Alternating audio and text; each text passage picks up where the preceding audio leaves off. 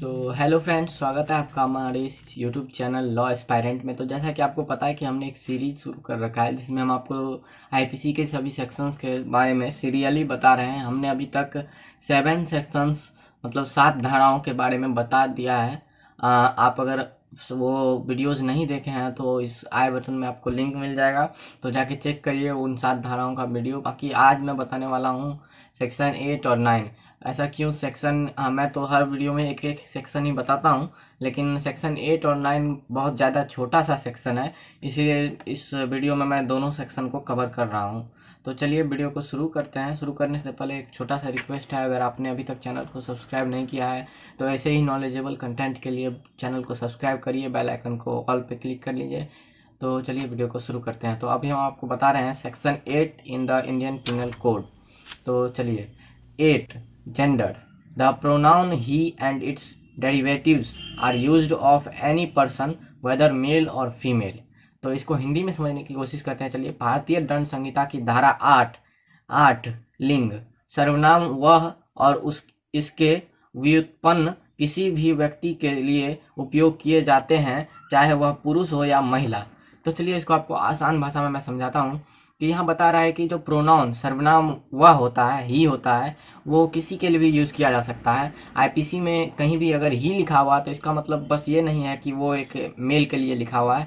वहाँ पे वो फीमेल भी हो सकती है, वो मेल भी हो सकता है। मतलब ही को डिफाइन किया गया है, यहाँ पे जेंडर को डिफाइन किया गया है कि आईपीसी में जेंडर क्या होगा। तो ही अगर कहीं पे लिखा हुआ है तो उसका मतलब हमको समझना है कि यहाँ पे या तो वो मेल होगा या फीमेल होगा, ये नहीं कि ही है इसका मतलब बस मेल के बारे में यहाँ पे स्पेशली बात किया गया है। इसका अगर कहीं स्पेसिफिकली लिखा हुआ है सी या फिर फीमेल के बारे में डेराइव करके कि यहाँ पे फीमेल के बारे में टॉक किया जा रहा है, यहाँ पे फीमेल के बारे में चर्चा है, तो वहाँ तो ठीक है। लेकिन अगर कहीं पे नहीं लिखा हुआ है फीमेल का स्पेसिफिकली कोई भी, तो वहाँ पे अगर ही भी है तो हम मानेंगे ये, या फिर आप वहाँ पे केस देखना होता है क्या केस है, यहाँ पे यहाँ मेल होगा या फीमेल होगा।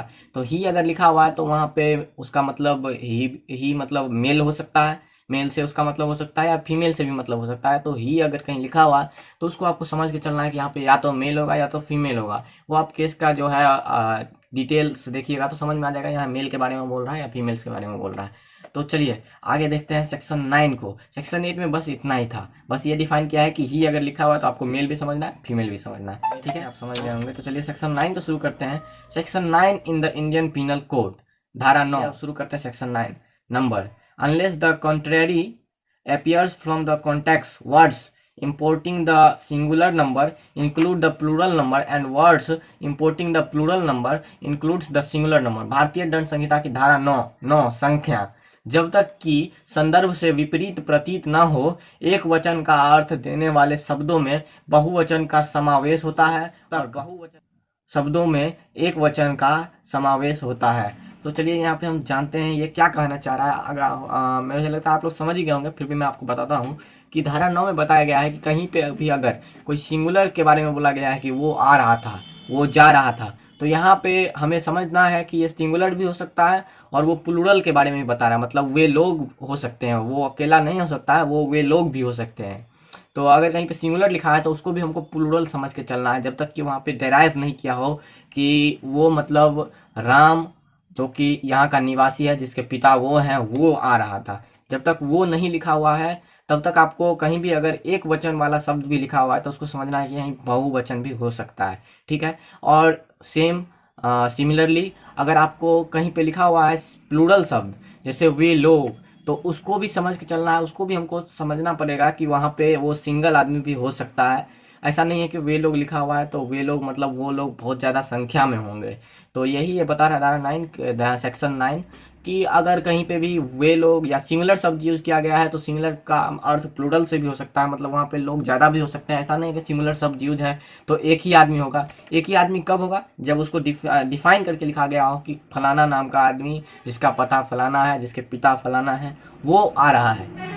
तो वो उसने ये मतलब क्राइम को अंजाम दिया है, तो तब हम समझ सकते हैं कि वहाँ पे उस व्यक्ति के बारे में स्पेसिफिकली बात किया गया है, पार्टिकुलरली बात किया गया है। नहीं तो अगर कहीं पे सिंगुलर शब्द भी है तो हमको समझ के चलना होगा, हमको ये मान के चलना होगा कि वो प्लूरल भी हो सकता है, जब तक कि वहाँ पे कुछ क्लियर नहीं किया गया हो। और सिमिलरली अगर कहीं पे प्लूरल शब्द है तो हमको ये मान के चलना है कि वहाँ पे सिंगुलर भी हो सकता है, जो हम एस्पेक्ट हम समझ रहे हैं वहाँ पे सिमिलर भी हो सकता है, जब तक कि वहाँ पे भी क्लियर किया गया ना हो कि फलाना आदमी मतलब ये एक्यूज्ड 1, ये एक्यूज्ड 2, ये एक्यूज्ड 3, एक्यूज्ड 4। तो जब तक ये उन लोग का नाम स्पेसिफिकली बताया नहीं गया हो और जब तक ये प्रूव नहीं किया गया हो, जब तक ये मतलब पूरा डेराइव करके नहीं दिखाया गया हो कि ये 4 लोग थे, तब तक हम नहीं समझेंगे, क्योंकि वहाँ पे प्लूरल के बारे में बात कर रहे हैं। हमको मान के चलना होगा कि वहाँ सिमिलर भी हो सकता है, मे बी वहाँ पे प्लूरल भी हो सकता है। तो सेक्शन 9 यही बता रहा था। तो देख लिया आपने, सेक्शन 8 और 9 में कुछ ज़्यादा था नहीं, इसलिए मैंने दोनों को एक ही वीडियो में कवर किया है। अगले वीडियो में हम आपको सेक्शन 10 के बारे में बताएंगे। और तो चलिए, उम्मीद करते हैं कि आपको ये वीडियो अच्छा लगा होगा। अगर अच्छा लगा है तो वीडियो को एक लाइक कर दीजिए और हमारे चैनल को सब्सक्राइब कर लीजिए ऐसे ही नॉलेजेबल कंटेंट्स के लिए। तब तक के लिए मिलते हैं अगले वीडियो में, तब तक के लिए गुड बाय, जय हिंद।